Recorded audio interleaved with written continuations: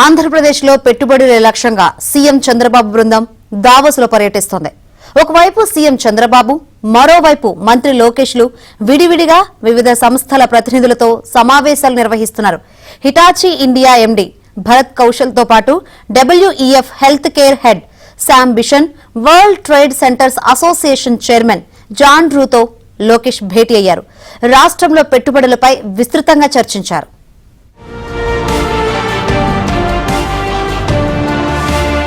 Davos లో AP ప్రభుత్వం పెట్టుబడుల వేట కొనసాగుతోంది. Hitachi India MD Bharat Kaushal తో నారా లోకేష్ భేటీ అయ్యారు.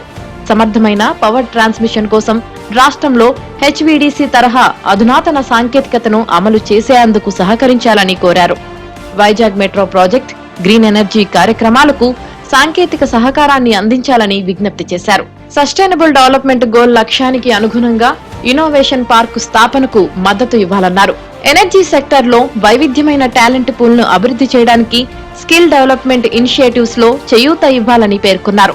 రాష్ట్రంలో 3 వేస్ట్ టు ఎనర్జీ ప్లాంట్లను కడప, అనంతపురం, తాడేపల్లిగూడెంలో ఏర్పాటు చేయడానికి సంబంధించి గత ప్రణాళికలను పునఃపరిశీలించి గ్రౌండింగ్ చేసే కార్యక్రమాలు వేగవంతం కావాలని మంత్రి విజ్ఞప్తి చేశారు.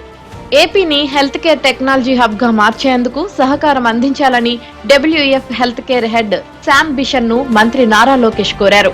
స్వర్ణాంధ్ర 2047 లక్ష్యాలను సాధించేందుకు రాష్ట్రానికి సహకరించాలని విజ్ఞప్తి చేశారు.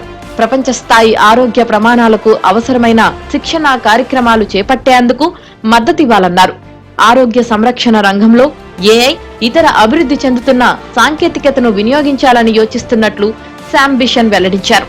ఏపీ ప్రభుత్వ ప్రతిపాదనలను పరిశీలిస్తామన్నారు. ట్రాఫిక్ జామ్ కారణంగా కాంగ్రెస్ సెంటర్లో భేటీకి మంత్రి లోకేష్ కాలినడకన వెళ్లారు.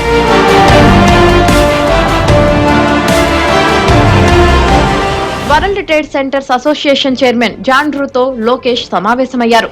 ఏపీలో ట్రేడ్ హబ్ ఏర్పాటు చేయాలని విజ్ఞప్తి చేశారు.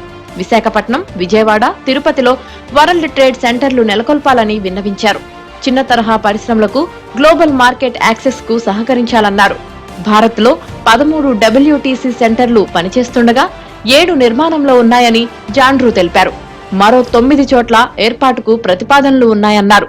ఇండియా బేస్డ్ ట్రేడ్ హబ్లను ప్రాంతీయ మార్కెట్లకు అనుసంధానించే యోచనలో ఉన్నట్లు వివరించారు. ఏపీలో వరల్డ్ ట్రేడ్ సెంటర్ల ఏర్పాటు అంశాన్ని పరిశీలిస్తామని జాన్ డ్రూ మంత్రికి హామీ ఇచ్చారు. పరిశ్రమల అవసరాలకు అనుగుణంగా నవీన ఆవిష్కరణలు జరగాలన్నారు మంత్రి లోకేష్. దావోస్ లో విద్యారంగ గవర్నర్ల సమావేశంలో ఆయన పాల్గొన్నారు. AI శిక్షణకు మద్దతు, శిక్షణ పొందిన వర్క్ ఫోర్స్ ను రూపొందించడానికి, ఆవిష్కరణలను ప్రోత్సహించేందుకు 3 artificial intelligence centres of excellence ను స్థాపించాలని ప్రభుత్వం నిర్ణయం తీసుకుంది. ఇందుకోసం 2024-25 మధ్యంతర బడ్జెట్ లో 255 కోట్లు కేటాయించినట్లు పేర్కొన్నారు. విస్తృత ఉపాధి కల్పన, సౌకర్యవంతమైన వర్క్ ఫోర్స్ మోడల్ తో నిరంతర కృషితో రాష్ట్రాన్ని గ్లోబల్ టాలెంట్ హబ్ గా తీర్చిదిద్దుతామన్నారు. Temple of Excellence of Higher Learning in AI University. Apart from that, how do we transform education fundamentally? And how do I create next generation job creators and job seekers for jobs that we don't know? And that for me is fundamentally scary. And that's the thing that we are sort of grappling with as a state. And I think that's what also makes it very exciting for us. India has been the biggest beneficiary of the Y2K way back in 2000. And then of course we moved on to various other services. And now I think AI presents a unique opportunity for India again to leapfrog. But we also believe that AI should be a way of life.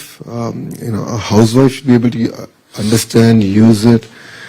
As I said in my opening remarks, a carpenter, a student for better understanding of concepts. Politicians should ethically use it. We've seen deep fakes coming in with generative AI. We've seen it especially in the last elections. Temasek Holdings Bharat head రవిలాంబాతో మంత్రి లోకేష్ భేటీ అయ్యారు. ఆంధ్రప్రదేశ్ లో Temasek group అనుబంధ సంస్థ capital land ద్వారా పారిశ్రామిక పార్కులు, డేటా సెంటర్లలో పెట్టుబడులు పెట్టాలని కోరారు. విశాఖ, తిరుపతిలో కమర్షియల్ స్పేస్ ఏర్పాటు చేయడంతో పాటు పారిశ్రామిక క్లస్టర్లో REIT విధానంలో మౌలిక సదుపాయాలను అభివృద్ధి చేయాలని విజ్ఞప్తి చేశారు. సెంబ్ కార్పుతో కలిసి రెన్యూవబుల్ ఎనర్జీ, గ్రీన్ హైడ్రోజన్ రంగాల్లో పెట్టుబడులు పెట్టాలని కోరారు.